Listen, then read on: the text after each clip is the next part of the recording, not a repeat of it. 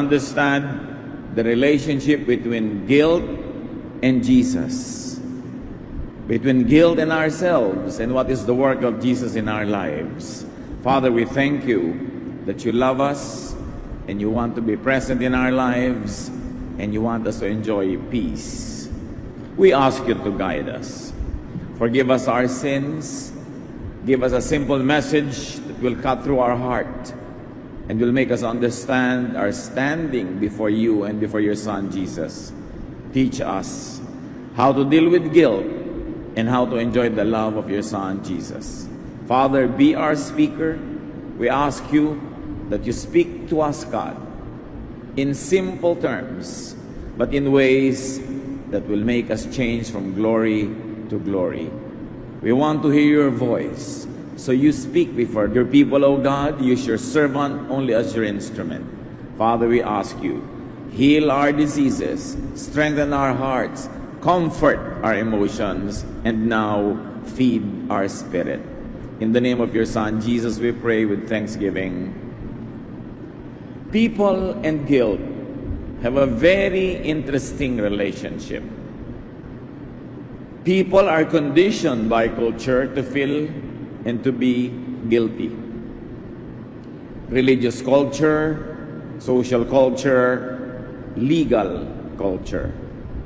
Napakaraming mga elemento sa ating paligid na ang idinidikta sa atin ay laging kulang ka, masama ka, dapat kang magbago, dapat kang parusahan. Kaya maraming tao, sila na mismo ang nagpaparusa sa kanilang sarili. Many people are haunted by guilt, especially the religious, especially the people of the book, so-called, including Jews and Christians. Dapat sana ang mga tao na tinuturuan, guided by the Holy Book, by the Scriptures, dapat yun ang nag-enjoy ng maraming peace. And yet, what many people remember from Scripture and what many people teach from Scripture is how to make others feel guilty. That they might be called people who live by the book. Na parang napakaiksi, napakanaro ng tama at lagi nilang may pagkakamali na dapat umusig sa atin. What are the results of guilt feelings? May positive results. One is repentance. Pagsisisi, pagbabagong loob, which leads to confession and search for restoration, which of course, when taken well, leads to avoidance of sin. Kung ang ating budhi ay umuusig sa atin, may magandang pwedeng maging bunga yan kung ito'y magbubunga ng pagbabagong loob, pagtatapat sa Panginoon, paghingi ng tawad, paghingi ng restoration, muling pagbubuo ng ating espiritu, at pag-iwas sa masama. Magandang bunga din yan is understanding and compassion for others who feel guilty. Yung nakakaranas ng sleepless nights, halos mabaliw ka because you blame yourself for something that you think you have done wrong. Yung nakakaranas ng ganitong hirap ng loob, ang dapat maging bunga ay maging maawain sa kapwa, maging mabait at mabuti, lalo sa mga nakakaranas din ng ganon. Pero may negative results din ang guilt feelings. And one is isolation. Pagka ang isang tao ay laging inuusig ng budhi o inuusig ng iba, ang madalas niyang gawin ay lumalayo na lang doon sa mga nanguusig. Kaya church people who think that they are living in a lifestyle that is less than admirable or acceptable to others, they tend not to go to church anymore.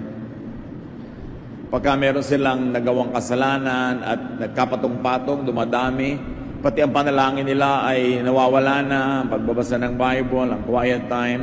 Kaya may maghihingi ng payo, Pastor, para po ang layo-layo sa akin ng Diyos.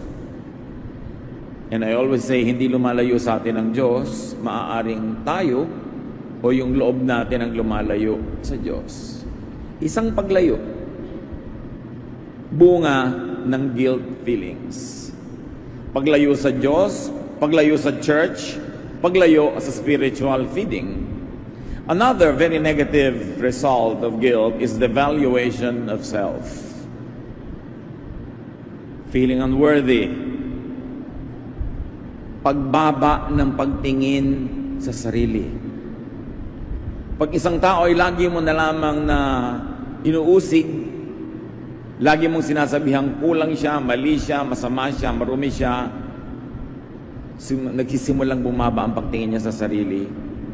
Nagsisimula rin bumaba ang standards niya. So, gumagawa na siya ng mga bagay na kung mataas lang ang pagtingin niya sa kanyang sarili, hindi niya gagawin. Worse, it could lead to self-rejection. Yung hindi mo na matanggap ang iyong sarili. Kinakamuhian mo ang iyong sarili. Kaya marami ang pinagwawakasan pa nga, kuminsan, suicide. Self-rejection could lead to sadness, extreme sadness. And when not cured, it could lead to depression. Ang daming taong depressed. Nung may mga nagtanong sa akin sa Facebook, sabi niya, naloloka na yata po ako, pastor. Parang gusto kong sumigaw, gusto kong magtatakbo sa mundong ibabaw. Parang hindi ko madala ko ano yung dala ko. So, kung hindi ka naloloka, sister, malamang depressed ka. Why don't you see a psychiatrist? Because it's a clinical thing. And then, when they have already taken you out of a danger zone, maybe by chemically altering your blood composition by medication, then see a psychologist and a counselor para magbago naman yung psyche mo, yung pagtingin sa iyong sarili, para bumalik ang iyong pagpapahalaga sa sarili. Because sadness and depression is sometimes read by the religious people as inner demons. Maraming tao depressed, ang hatol agad ng pastor, demonic possession. Demonic oppression, because we over-spiritualize everything when sometimes they are only clinical. While there may be real and true demonic possessions, many of the things we see, even in the New Testament, could be analyzed by psychiatrists and by medical practitioners and by behavior science people as pure psychological or psychiatric issues. Maraming mga taong nagkakaganon. And sadly, mas maraming depressed sa mga relihiyosong tao kesa sa hindi religious. Because it is religion that always teaches you to be guilty without the proper balance of restoration to become whole again. Because of the culture of guilt, numberless people in Israel then and among the religious today are depressed. Si Samuel, nung panahon niya ay mayroong hari, si Saul, who suffered severe depression. 1 Samuel 16, 14 to 23. The Spirit of the Lord had left Saul, and an evil spirit from the Lord was terrifying him. It is an evil spirit from God that's frightening you, Saul's official told him. Your Majesty, let us go and look for someone who is good at playing the harp. He can play for you whenever the evil spirit from God bothers you, and you will feel better. So they got David to play for Saul. Whenever the evil spirit from God bothered Saul, David would play his harp. Saul would relax and feel better, and the evil spirit would go away. Siyempre naman, yung mga ancient people did not have a fully developed understanding of psychiatry, of psychology, of mental health. So they called all of this kind of emotional and mental illnesses as demonic presence. Symbolically, they can be called demonic presence. But actually, they are depression episodes. Well, of course, we do not discount, let me repeat, that there could be real demonic presence and oppression. But depression and therapy over-spiritualized becomes a theological problem. Kaya sabi, na-cast out na po namin yung demon sa tatay ko, ba't ganun pa rin siya? Na-cast out na namin yung demon sa bahay namin, sa tasa, na-cast out na namin yung demon sa pichel.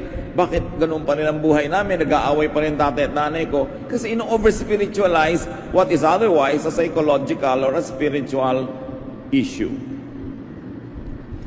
In Jesus' time, very interestingly, brothers and sisters, people were burdened with so much religious regulations, so much control and domination, and therefore so much guilt. Kaya iniisip ng iba, nung panahon ni Jesus, ang daming possessed.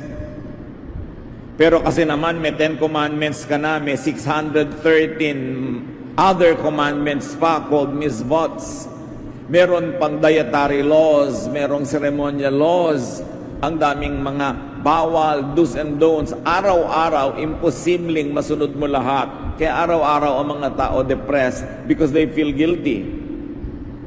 At pagka hindi yun nalutas, hindi nabigyan ng balanse, people get into very deep depression that sometimes could lead to schizophrenia or a double personality.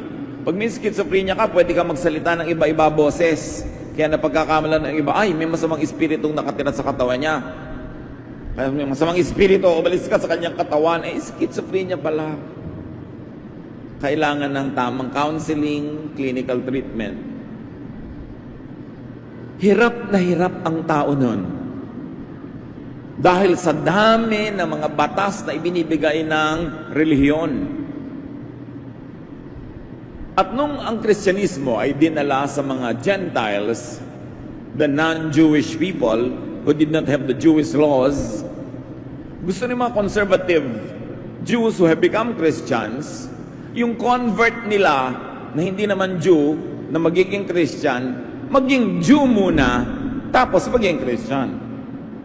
In other words, pasunurin din sa lahat ng mga regulasyon, sa lahat ng mga batas. Pinagtalunan niya ng mga leaders. At sabi ni Gamaliel sa Acts 15:10, isa sa mga pinakamatalino sa kanila, why are you trying to make God angry by placing a heavy burden on these followers? This burden was too heavy for us or our ancestors. Bakit niyo ginagalit ang Diyos? Bakit niyo pinipilit ipasa pa sa mga bagong Kristiyano ang mga batas at kaugalian ng ating lahi na tayo man o ang ating mga ninuno ay di naman nakasunod? At dahil hindi natin masunod-sunod, walang nangyari sa atin kundi laging mag-guilty, laging kulang, laging hirap ang loob. Kaya si Jesus, galit siya sa mga religious leaders ng panahon niya na walang ginawa kundi usigin ng mga tao, laging husgahan, litisin. Pero syempre, many religious leaders would like the people to be guilty because guilty people give big donations. Mas madaling i-manipulate ang mga tao pag guilty. Pagka sila yung naniniwala, makasalanan ako, kulang ako sa kabanalan, masama ako, napakadali nilang utuin. At hindi mahirap gamitin ng relihiyon para pang-uto sa mga tao para mo sila mahututan. Para makuha mo yung kanilang mga blessing, mga pera nila, pagiltiin mo. Parang laging kailangan ipag-pray mo sila para hindi sila dadatan ng blessing kung sila mismo ang nag-pray para maging important yung religious leader. Kailangan laging may props. Sabi ng Panginoon sa Matthew 23, 2-4, Jesus said, the Pharisees and the teachers of the law pile heavy burdens on people's shoulders and won't lift a finger to help. Wala silang ginawa kundi magbigay ng mga imposibleng mga batas, pagkatapos ay husgahan lahat ng hindi nakakasunod at patawan ng parusa, at siyempre laging merong sin offering. May peace offering. Kutakot-takot na offering yan, bringing a lot of goods into the temple. And Jesus criticized all that because He did not want His people to be exploited by religion. It was true then. It is still true now. That was why one of Jesus' major works was to deliver people from demons, from guilt feelings, and its attendant isolation and acute depression. True then, still true now. What are Jesus' cures to guilt feelings? Jesus is the greatest physician, the healer. Ano ang kanyang reseta? Ano ang kanyang gamot sa guilt feelings? Unang-una na, forgiveness. Okay, may utang ka, di mo bayaran, hindi mo kayang mabayaran, patawarin ka na lang. Forgiveness. People who believe in Jesus accept Him as Savior. Savior from what? Savior from the punishment of sin by being forgiven. Forgiven, not because salvation is free, not because salvation is cheap, although it is free. Because Jesus pays for our sins. Kaya siya, Savior. But there's another interesting way how Jesus delivers people from guilt. And this is least appreciated because it is least understood by many.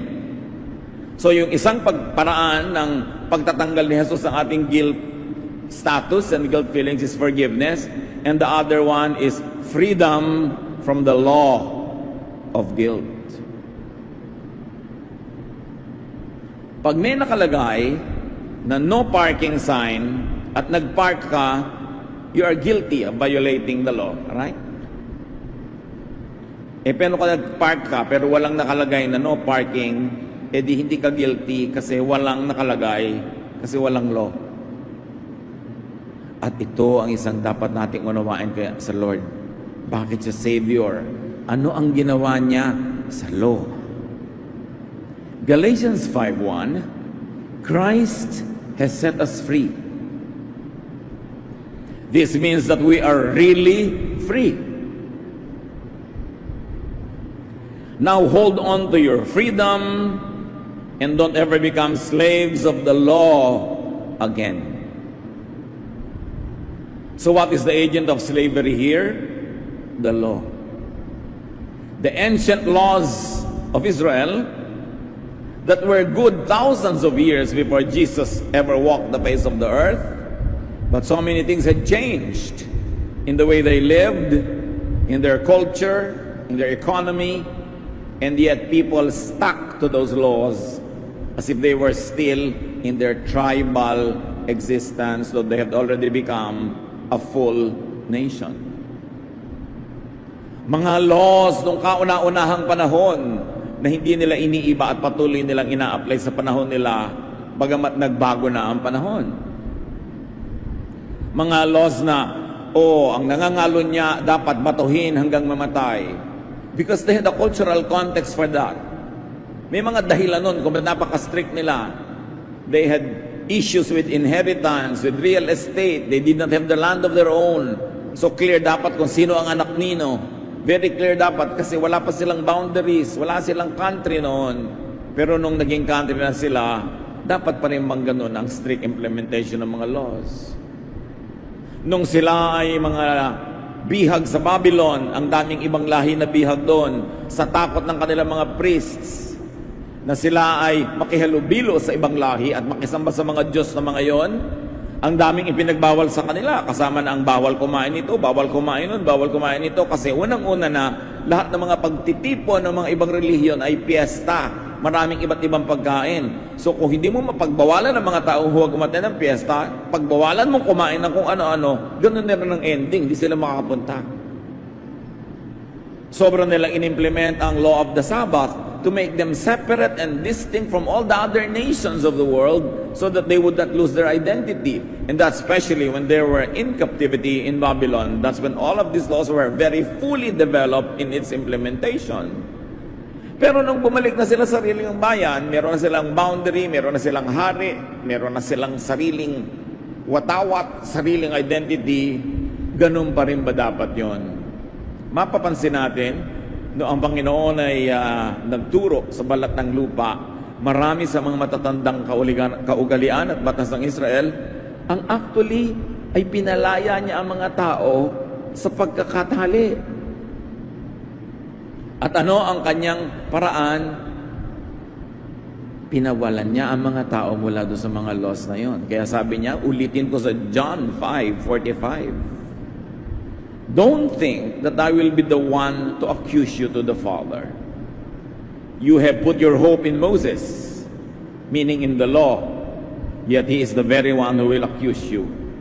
Dahil wala kayong ginawa kundi usapan ng law, usapan nyo law ang laman ng utak nyo, bawal ito, bawal ito, bawal ito. Pag ginawa nyo, guilty kayo. John 13:34, anong ginawa ng Panginoong Jesus? But I am giving you a new command.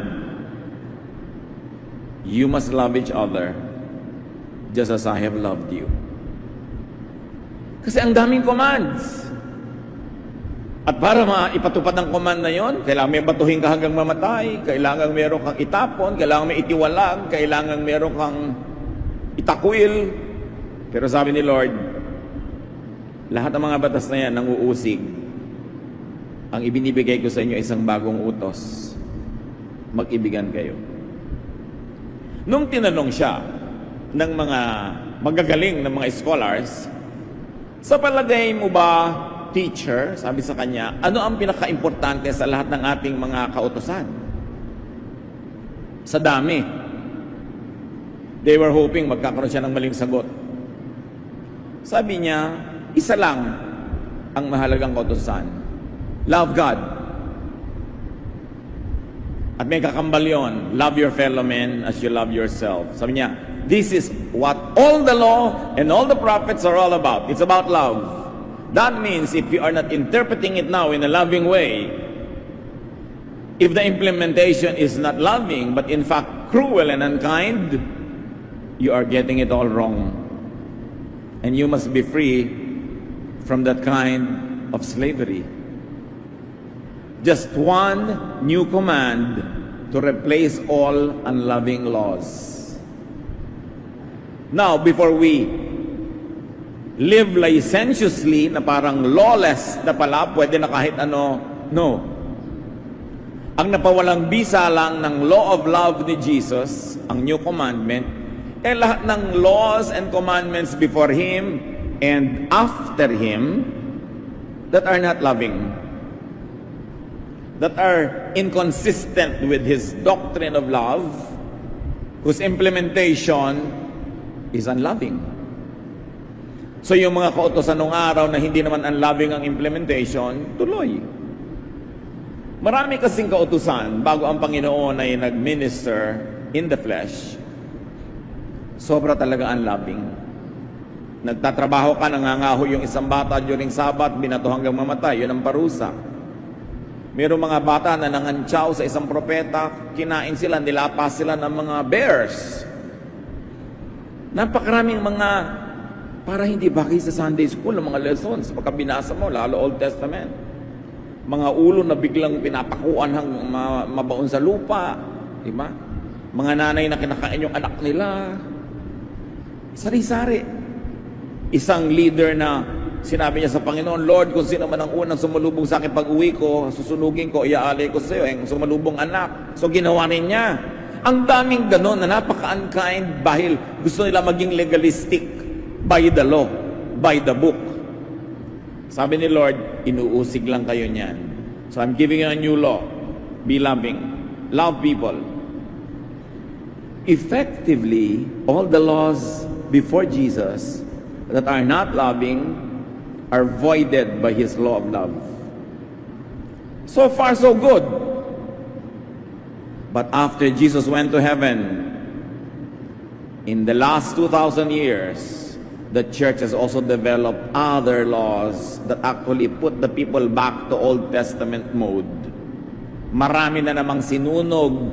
Kaya pag pinag-aaralan ninyo ang history ng church, ng Christian church, ang dami mga gera, milyon-milyong mga tao, minamasaker sa ngalan ng Diyos, nagigera, mga kalupitan, pag-aagaw ng lupa, agaw-agaw ng mga bayan-bayan sa ngalan ng Diyos. Kaya ang dapat natin gawin, hindi lang isuko sa law of Jesus ang lahat ng Old Testament laws na hindi consistent with love, pati rin lahat ng laws ng church na naimbento in the last 2,000 years na hindi consistent with Jesus' love. Because at the name of Jesus, every knee will bow, every tongue confess that Jesus is Lord. Because the Father gave him a name above every name. Because he is most preeminent. He is the Son of God. He is our Savior. His teaching must be above all teachings of all prophets before him and all disciples after him. Yung mga teaching ng prophets and disciples that do not contradict the Jesus law of love can be upheld if relevant, useful, and loving. Pero yung mga iba, yung nagpapahiya ka ng tao, papagalitan mo, dahil sabi ng ganong verse ng unang panahon, sabi ni Lord, you must be free. John 8:36, if the Son gives you freedom, you are free indeed. Another cure of Jesus to guilt feelings is love and unconditional acceptance.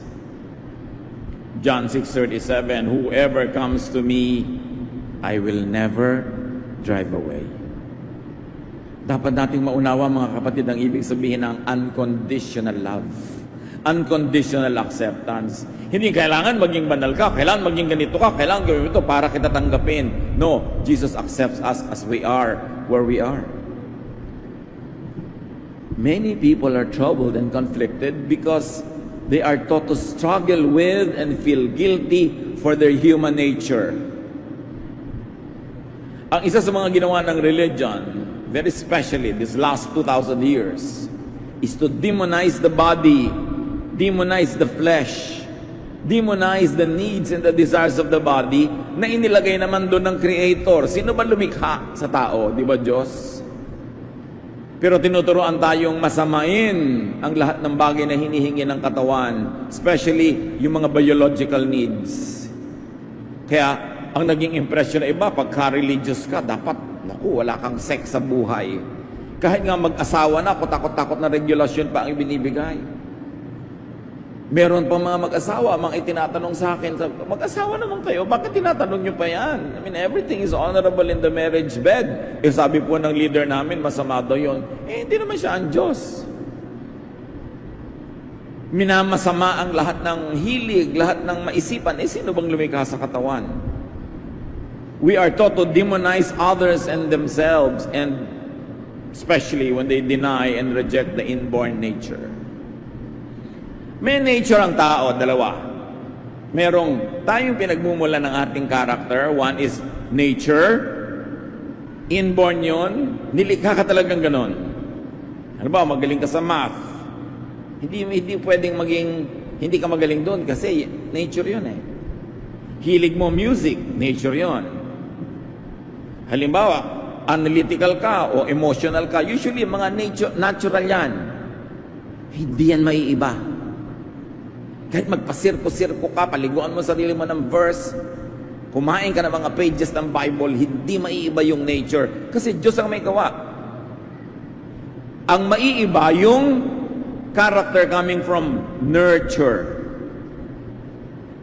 Pinalaki ka lang, ang sungit-sungit ng nanay mo, so naging masungit ka rin. So pag na-deprogram ka, naturuan ka maging gentle, pwede ka mag-iba. Talamak na talamak ang iyong addiction sa sigarilyo. Nung pinanganak ka naman, hindi ka naninigarilyo, so hindi inborn, di ba? So, learned behavior, it can be unlearned. Pwedeng mabago. Mainitin ang ulo mo, ang iksi-iksi ng iyong pasensya dahil maiksi ang pasensya sa'yo ng tatay mo nung araw, lagi ka napapagalitan, kaya lagi ka rin nagagalit. Pwede yun maiba with deprogramming, reprogramming. What is learned can be unlearned, but what is natural is not learned. It is natural. It cannot, it should not be changed, it could only be accepted. At ang isa sa mga pinakamalalaking inner conflict ng mga Kristiyano, hindi nila tinatanggap yung totoo tungkol sa kanilang sarili at tungkol sa kanilang kapwa kasi akala nila lahat dapat baguhin. Inner peace, non-guilt, comes from knowing that God created you. That God designed and gave you your inborn and genetic personality. You were born that way because God created you that way. Unless you want to think na si Satan na nag-create sa'yo. Satan does not create. He only kills, steals, and destroys. It is God who creates. The earth is the Lord's, and everything in it. Psalm 139, 13 to 16. For you, God, created my inmost being. You knit me together in my mother's womb. I praise you because I am fearfully and wonderfully made. Your works are wonderful. I know that full well. My frame was not hidden from you when I was made in the secret place, when I was woven together in the depths of the earth. Your eyes saw my unformed body. All the days ordained for me were written in your book, because before one of them came to be. One of the deepest theological teachings on human personality. I was created. You were created by God. Yun yung nature, hindi yung nurture. You were designed by God. Sabi, hindi pa man ako nabubuo, alam mo na ang nangyayari, ikaw ang bumuo sa akin. Sa dilim ng sinapupunan ng aking ina, ikaw ang tumahi, ikaw ang nag-weave, ikaw ang bumuo sa akin. At dahil doon, nagtakda ka ng isang buhay para sa akin. Yung tinatawag na kapalaran. Destiny. Now, destiny is not sa April 12 pala, mananalo ako sa ganong game. Destiny is not, sino po bang mapapangasawa ko? Si ganon. Hindi yun ang destiny. Yung mga detail na yon, human will and human freedom have a contribution. What is destiny? Dilikha ka ni Lord na magaling sa music. Unless labanan mo yon, o unless may lumaban doon, your destiny is to be a musician. Maybe a singer, a composer, an instrumentalist. Nilikha ka ng magaling sa math, ang destiny mo, magiging engineer ka siguro, or mathematician, o astronaut, kung ano man. May destiny ka, kung saan ka nakahapay, doon ka ngayon bubuwal bilang puno. Kaya lagi kong isinasabi sa mga magulang, up to a point lang ang pwede natin dapat isuggest sa mga anak natin, kung anong kanila dapat pag-aralan, anong course nila, kasi meron silang nature. At dapat maging totoo sila sa nature nila para sila maging excellent. Meron namang napipilitan, hindi naman talaga mahilig mag-dentistry, pinilit kasi ang lola niya, nanay niya, tita niya, mga dentista. So, second, third class lang siyang dentista kasi hindi naman talaga yun ang destiny niya eh. So, it's important to know nature from nurture. And many Christians expect everything to change as if everything about us is just about nature, nurture. Dapat nating tanggapin. Kung nilikha ka ng Diyos, dapat mong tanggapin na yung sarili mo. Baguhin yung pwedeng baguhin, only coming from nurture. Because many people are guilty for existence. Many are guilty for being who they are and what they are. Kung ano-anong ginagawa na nila, lahat na ng witchcraft, lahat na ng formula, lahat na ng diet, lahat na ng pwedeng gawin, ginawa, pero yung pa rin sila. Baka naman ang binabago mo yung nature. People who have peace with themselves, they and others cannot and should not change their God-ordained nature just to conform to misguided and enslaving laws, traditions, standards, expectations. Paano ka matatahimik kung ikaw mismo hindi mo matanggap pa yung sarili? Mga mag-asawa, natanggap nyo na ba yung nature ng asawa nyo? May mga susulat pa sa akin sa Facebook, Pastor, ang husband ko po ang tamad-tamad. Ang binata ba yan? Tamad na. Opo. Yun pala eh. Binata pa, may choice ka pa, tamad na eh. Sa palagay mo, mababago siya ng pag-ibig. Ang bagal po kahit sunog, ang bagal lumakad. Baka nature niya yun. Ngayon, kung yung katamaran niya, dahil lang trabaho siya ng trabaho, hindi naman nasweldohan ng tama, tinamad na rin magsikap, nurture lang yon, environment. Pwede mapalitan yon kung bibigyan mo ng premyo sa pagtatrabaho. Pero may mga nature nila yung hindi talaga expressive. Ang husband ko po hindi expressive. Valentine's Day hindi naaalala, birthday ko hindi naaalala. Well, of course, hindi naman yan excuse dapat. Pero may tao talagang mas thoughtful than others. Nature.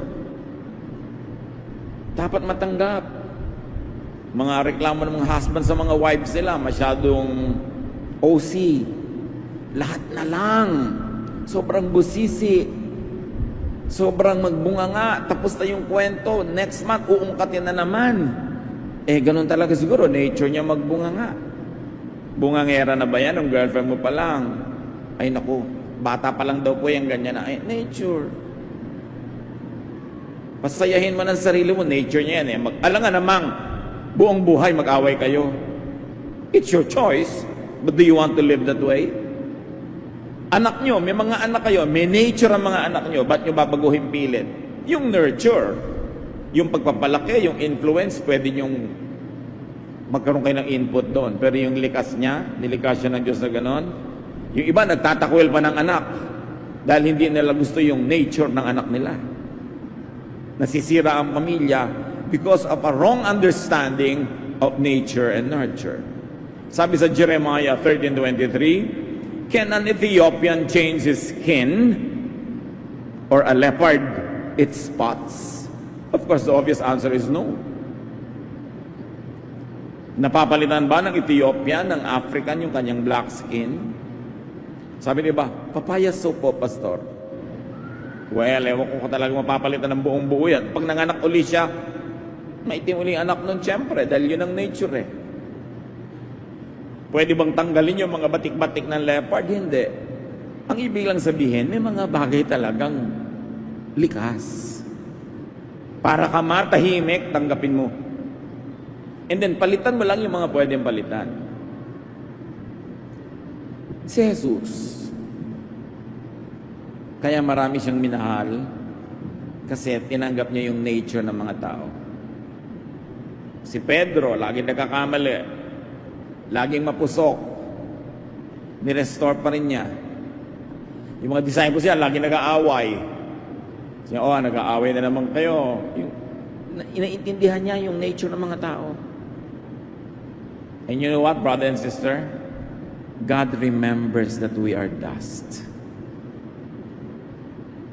Hindi nalilimot ng Diyos na tayo gawa sa lupa. Sino bang gumawa sa atin? Di ba siya? So alam niya, He does not expect perfection. He expects us to love Him, to love others, to do our best. But our best plus His grace, His love, makes us perfect. Not ours alone, not our achievement. So don't expect perfection from others also. At si Lord, masyadong malapit ang loob niya doon sa mga itinatakwil ng lipunan. Doon sa mga laging pinagsasabihang masama ka, mali ka. Luke 7:34, the Son of Man came eating and drinking. And you say he is a glutton and a drunkard, a friend of tax collectors and sinners. Jesus was a friend of sinners. Not a critic, not a judge, a friend. Ano mangyayari kung ganun din ang gawin natin sa ating mga sarili? Pag tinatanggap mo ang mga iba, patient ka sa kanilang bago-bago, na maaaring maging mabagal, maaaring hindi magbago in a very big way, this side of eternity, pero minamahal mo pa rin ang tao, you will relax. People will relax, and there will be a lot of peace around us. Importante na marunong tayong tumanggap ng kapwa. John 8:3-11. The teachers of the law and the Pharisees brought in a woman caught in adultery. Jesus straightened up and asked her, "Woman, where are they? Has no one condemned you?" "No one, sir," she said. "Then neither do I condemn you," Jesus declared. Ito yung babaeng gustong batuhin ang barangay dahil nahuli sa akto ng sexual relations with a man, not her husband. According to the law of Moses, dapat siyang batuhin hanggang mamatay. Pinabato ba ni Lord? Hindi. Itong sinasabi natin, because the implementation of that law is unloving and unkind. Hindi naman natin gina-justify yung prostitution, but especially in first century Palestine, when people were in abject poverty, 99% of the people were poor, and among the poor, marginalized pang women, especially if they were widows, or sila ay orphans. These women had nothing to sell except their body to survive. And the Lord did not judge this woman, but said, I don't judge you. Live your life of sin. Get a life. What are the results of Jesus' cure? Relief, rest, comfort, pahinga, ginhawa. Sayang ang religion kung hindi ka naman rested, relieved, and comfortable. Stressed ka pa nga sa takot mo laging mabisto ni brother, ni sister, ni elder, ni ganon. Sayang naman. Kasi ang binibigay ng Panginoon, kapahingahan. Matthew 11:28-30. Come to me, all of you are weary and burdened. Burdened and weary with what? With religious regulations. With judgment. Come to me, all of you who are weary and burdened, and I will give you rest. I will not judge you. Take my yoke upon you and learn from me, not from these religious leaders who always condemn you. For I am gentle and humble in heart, and you will find rest for your souls. For my yoke is easy, and my burden is light. Dapat nung nakilala mo ang Panginoon at nag-involve ka sa church, nag-Bible study ka, gumaan ang pakiramdam mo, hindi bumigat. Tumahimik ang buhay mo, hindi gumulo. Hindi lagi kang subjected sa criticism, lagi kang pinapansin, lagi kang sinusukat. It's very important because the burden of Jesus is light. So take Jesus' light. Kasi light ang burden niya.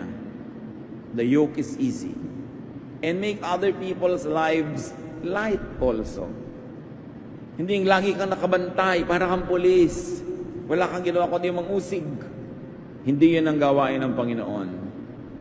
Mark 5:15, the man who had once been full of demons was sitting there with his clothes on and in his right mind. Ito yung dating possessed by many evil spirits. Pinagaling ng Panginoon, ngayon tumino ang isip at dating nakahubad, nagdamit na, umayos, pumayapa ang pakiramdam.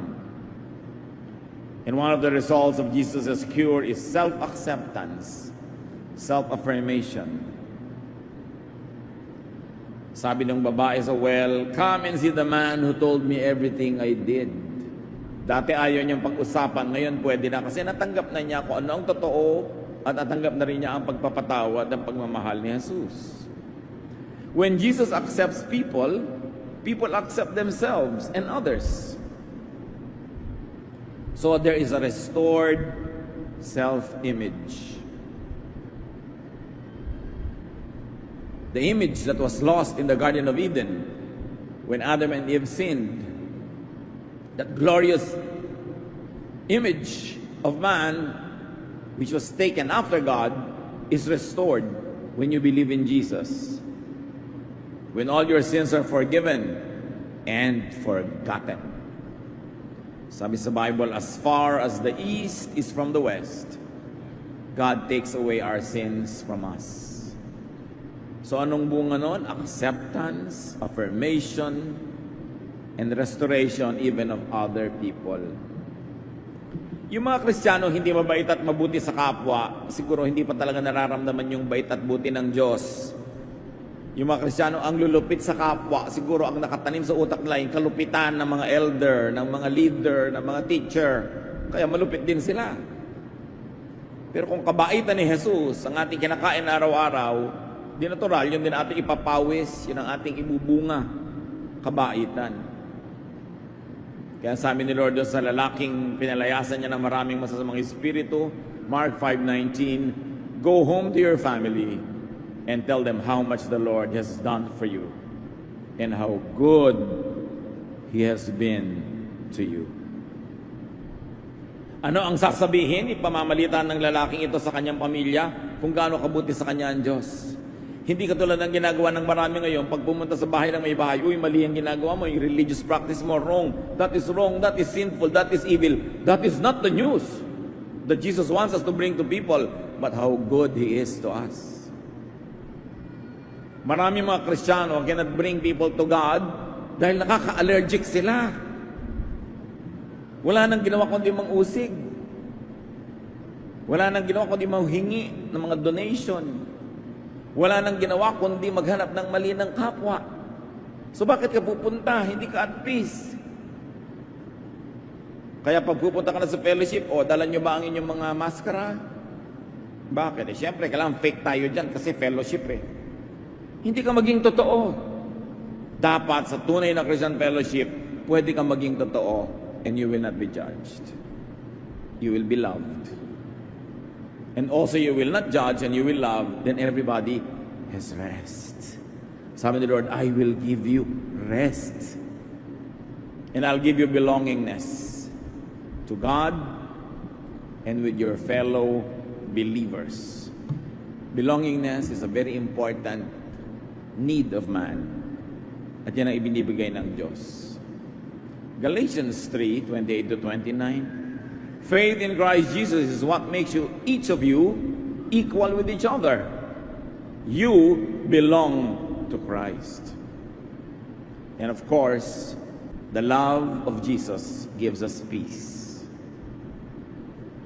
John 14:27. Peace I leave with you. My peace I give to you. I do not give as the world gives. Do not let your hearts be troubled and do not be afraid. So yung peace ni Lord, hindi kamukha ng peace ng ibinibigay ng iba. It is a peace that is undeserved. Binibigay lang niya sa atin. Hindi bigay bawi, di tulad ng iba. At walang patakaran. Di tulad ng iba, may patakaran bago magbigay. So sabi niya, this is my kind of peace, joy, happiness, cheerfulness. Ang sarap-sarap maging Kristiyano kung si Kristo talaga ang pagtutuunan natin ng pansin. Kung si Kristo talaga ang ituturo at paraan ni Kristo ang paiiralin. Therefore, it is a peace that only Jesus could give by forgiving others. And importantly, by voiding the law that condemns. Tandaan natin ang dalawang paraan para maligtas. Binayaran ng kasalanan mo, iniligtas ka. 99% of the time, that's what we use and know and apply. Pero meron bang isa? Naging sinless ka kasi tinanggal yung law. Therefore, legally speaking, there is no law that is broken. Therefore, you are sinless. And pareho yun ina-apply dapat. There is no offense. There is no offender. That is what you call Christian freedom. Salvation. Not only from hell in the future, but from hell on earth, which is given by guilt. Ano ang mga bagay na siniseryoso niyo, kapatid, na pwedeng guilty? May mga babae na nag-abort, hanggang ngayon di pa makalimutan, guilty pa sila, buong buhay na nagigilty. May mga nagdadrive ng kotse, nasagasaan yung isang tao, namatay, napatay mo, guilty ka ba? Magigilty ka ba forever? May mga minor, may mga big deeds tayo na nagpapahirap ng ating loob, nagbibigay sa atin ng guilt feelings. Maaaring hindi mo napalaki ang anak mo ng tama dahil absentee parent ka. But how long will you have to suffer guilt feelings? Sabi ni Lord, come to me all of you who are tired, I'll give you rest. Charge to the cross. I'll forgive your sins. I even give you a new law. The laws that emphasize your sin are removed. Only the law of love prevails. I love you. Take rest in my presence. Don't carry your heavy burdens because Jesus carried the cross for you. You only have to follow Him, follow in His footsteps, follow in His direction, and live a life of love. So yan ang result ng Jesus cured love. Goodness, mercy. All laws before Jesus and after His earthly ministry should be tested and filtered by Jesus' law and commandment. Kung meron kang gustong i-apply na verse sa Old Testament o sa New Testament, dalhin mo kay Jesus. Ano ang sabi ni Jesus tungkol dito? Will the implementation be loving and kind or bagay lang yan sa original recipient? Tulad ni Paul, may letter siya sa Corinthian believers. Women, you should wear veil. Tapos ngayon, i-implement mo na mag-veil din ang mga tao sa church. Unang tanong, taga-Corinth ka ba? Ikaw ba yung kausap? At bakit ba pinag-veil yung mga babae noon? Because the prostitutes in Corinth did not wear veils. And there were many former prostitutes that had become Christians that continued not to wear veils. And Paul was saying, wear veils para hindi kayo mapagkamalan na walang pagbabago sa buhay nyo. So may konteksto. Tapos ngayon makikita mo yung verse, i-apply mo sa buhay mo ngayon.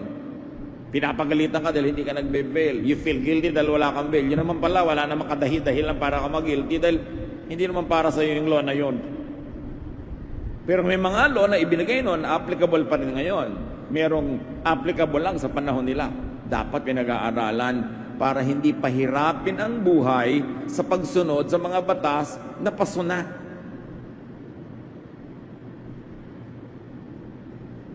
The ministry of Jesus is to set free, not to imprison. Luke 8:2, some women had been healed of evil spirits, and one was Mary Magdalene, who once had 7 demons in her. Literal demons ba yon or symbolic demons or a mixture? Could guilt have been one of those demons? Na dahil pinatawad na wala yung demon na yon, gumaan ng pakiramdam, sumaya yung tao, naging maibigin. And to just review before we end, the work of Jesus is to seek and save the lost. Save not only from sin, but also from guilt feelings and from self-rejection.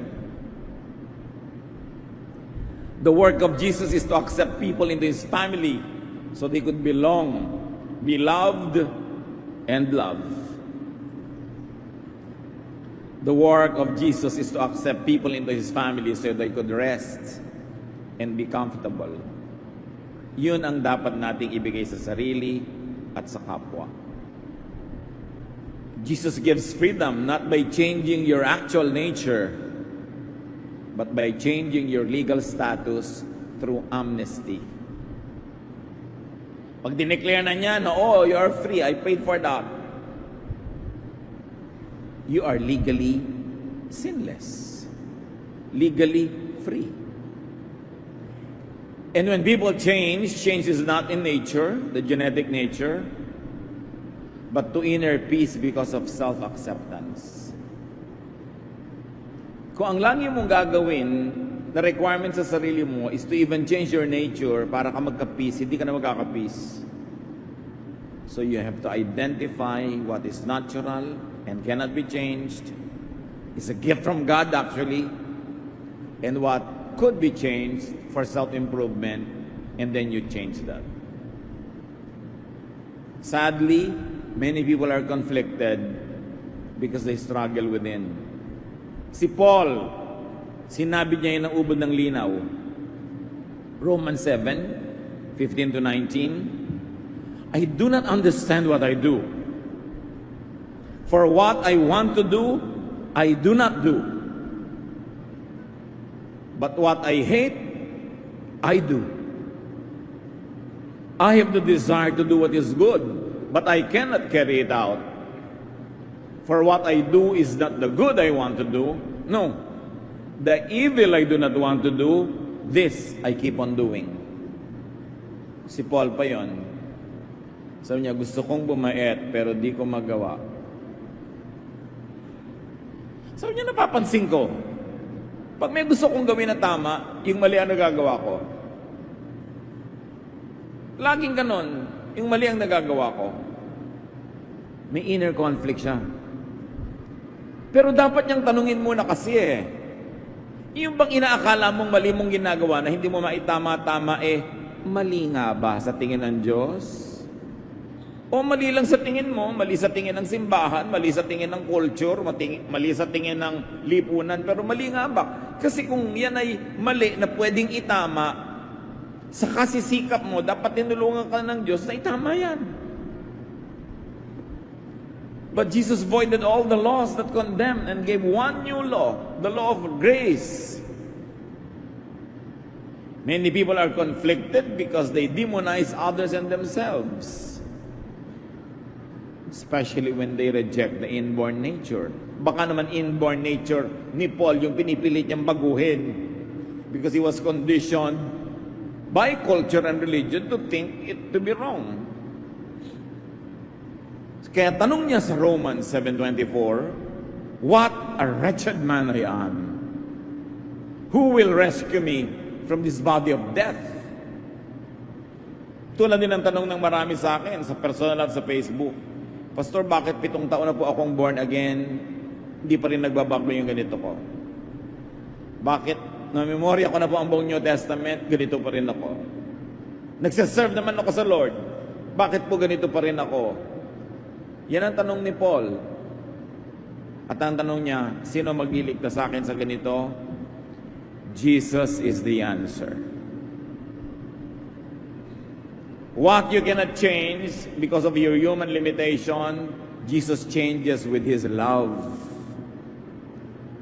At hindi man mabago yung pinagpipilitan mo talaga, hindi mabago. Ang nagbabago yung pananaw ng Diyos sa'yo. Yung pagtingin niya sa'yo. Yung pagmamahal niya sa'yo ang nagpapaganda sa'yo kahit meron kang hindi kagandahan. Yung pag-ibig niya ang nagpapalinis sa'yo kahit paminsan-minsan ay hindi mo makayang maging malinis na totoo. Kailan natin may internalize ang ibig sabihin ng Jesus love? It is not earned. It is given by Him freely, graciously, because He loves us. Jesus' law of love is the answer to the question of Paul. It is the question to the answer of everyone else who says, bakit ako laging kulang? Bakit ako laging mali? Anong magagawa ko? Sino makakapagligtas sa akin? The law of love of Jesus is what we need. And it is there. It is available. Hide in the shadow of Jesus' love. Change what you can. Accept what you cannot. Go on living. Be the best that you can be. But do not strive for perfection this side of eternity. You will only feel inadequate. Say amen to Jesus' love. Accept it. Live by it. And say goodbye to guilt. Panginoon naming Diyos,